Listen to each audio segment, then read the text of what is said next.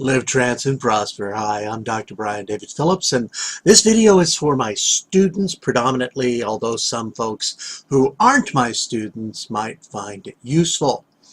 In my courses at the university, I ask many of my students in a variety of classes to make videos that'll go up on YouTube. And here's the thing, I always tell them, don't use music. I don't want copyright strikes. Ka-chung!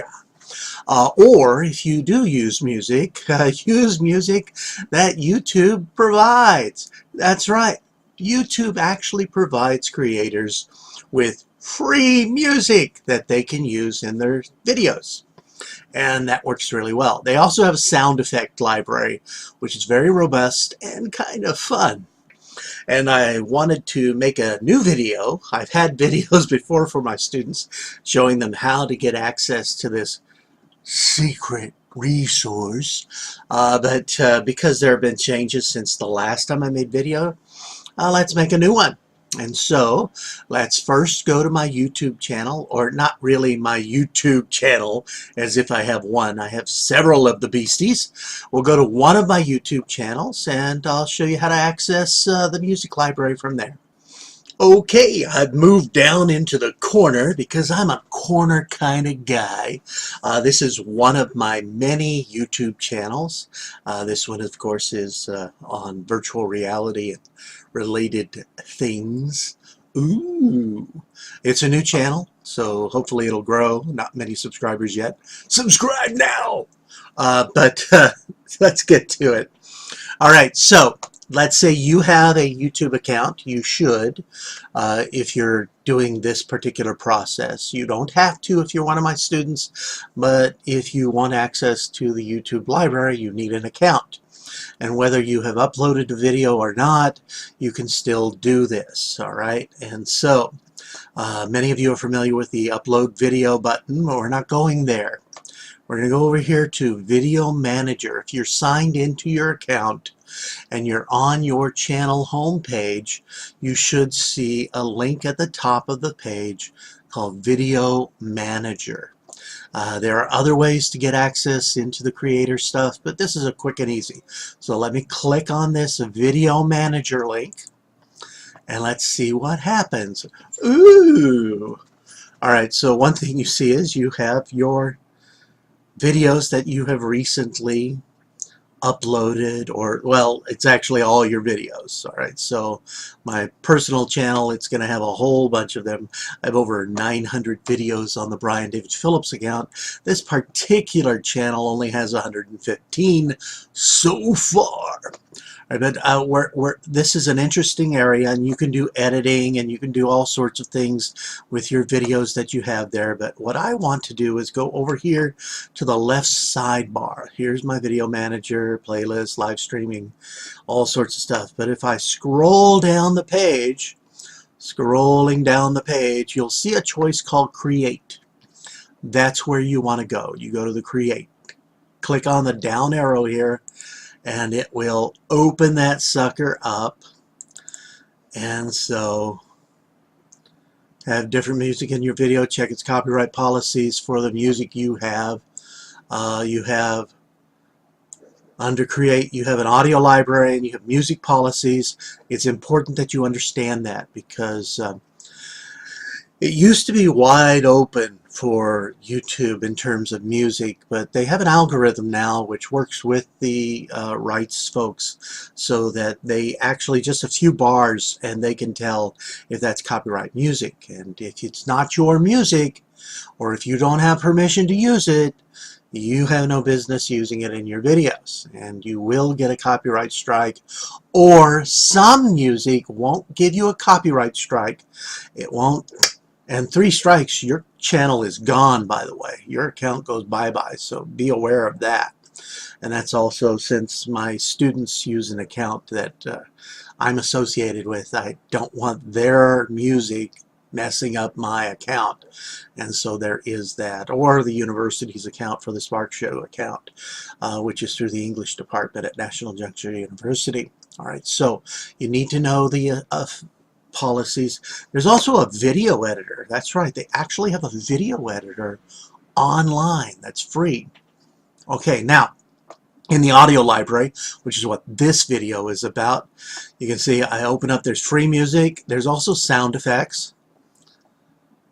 Okay, and these things like human voices, babies, windows, all sorts of cool stuff in the sound effects. So you can play around with those. There are a lot of them, but let's go back to free music, which is what we're after here. Okay, if I scroll this sucker up a little bit, you can see that under the audio library, under free music, you have a whole bunch of choices here for genre. You can just look at the songs and things that are available. Tells you the title of the song, tells you the length of the song, who created the track, and what the genre is. And then you also have download links. And you don't see it here, but let's move it a little bit to the right. You can also rate it. I like this one. I like this one. These are my favorites. That sort of thing. But when you click on the play button here, you can hear a clip of the song. But something else important happens, and that is, I'm not going to play the song because I don't want to play it. But let's go with Toboggan. I click that, and you could hear it. Okay, it's hip hop and rap. It's 2 minutes, silent partner, but here is, right here, this area, you're free to use this song in any of your videos. And this is when you're checking it out, this opens up and tells you what the rights are. So I can use this song in my videos, and I don't have to say what the song is or who created it. I encourage you to say what the song is and who created it, and give credit to where credit is due. But notice that some songs require more than that. For instance, if I go here to Daybreak by Kevin MacLeod, you'll notice that it's a little different. You're free to use this song in any of your videos, but you must include the following in your video description. Daybreak, the title, by Kevin MacLeod, is licensed under a Creative Commons Attribution License. And this is the link to Creative Commons. And it has the source of the video, music, and the artist webpage. So this information needs to be in your video under the credits and in the information on YouTube. So my students who use Kevin MacLeod's music, or someone like Kevin MacLeod who requires an attribution source, you need to, with your video, when you hand in your USB to me for your homework, you need to also include this information in a text file, and you must have a title card at the end of your video that gives credit to the music. This is very important. If you don't do these things, bad things happen to your grade. And your video doesn't get used in the online resources, which means that you can't complete the evaluations and other things. Let's check out Gunnar Olson's piece. This is also a free one. Okay, I use actually I use quite a bit of this Kevin MacLeod stuff, and he always asks for an attribution. Now here's something else that's interesting for the audio library under the free music. You'll notice that you can sort. You can have favorites; those are the ones you starred, but you can sort by genre, and there's a lot of genres to choose from. You can sort by mood.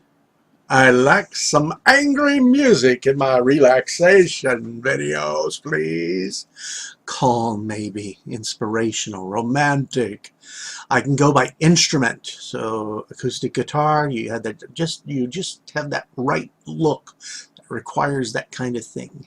And so different, and all instruments, of course. And then you can sort by duration, which I find I often do with my virtual reality type videos. And that is, I know how long they are, and so I just look for a song that's somewhere in that length. Sometimes there's a sound I like, and so I just repeat a shorter piece over and over and loop it in. But here you go, by duration, and of course by attribution. Attribution not required. Yay. And so I can just show all the songs that I don't have to do anything with it, or attribution required. Okay, and so these are very useful. Let's see, attribution not required. All of a sudden, everything changes. And so these folks are all pieces that don't require any sort of attribution at all. And here's a nice Thor's hammer, 9 seconds. Yes, a 9-second song. Same thing's true for the sound effects library. Let's go into that. And so for the sound effects, here are the free sound effects you can choose from. We have your favorites, and we also have your categories. Horror. Let's go with horror, the horror of it all. And so I can check for the length, of course, for sound effects is going to be shorter. And so, wow, these are really disgusting. I don't want those. Let's go with animals. Less disgusting. June Songbirds, 2 minutes and 33 seconds. And you can listen to the sample, and then you can download over here. Okay, and when I choose to, oh no, I gotta have a cat purr. I'm gonna download that sucker. I go over here to the download. You just click that sucker, and boom, you can download that. All right, so there you go. That is the audio library. We're here because of the free music for my students at the university and elsewhere. Okay, if you have any questions about that, well, YouTube has a helpline. Ask them, don't ask me. I know nothing. But this has really the audio library and how to use it. Well, I hope that's been helpful and that you have a handle on how to use the free music audio library for creators on YouTube. And so if you're one of my students, you now know where you can get free stuff and how you can attribute it, things like that. Hope this has been helpful. This has been Dr. Brian David Phillips in Taipei, Taiwan. Live, trance, and prosper. Bye-bye.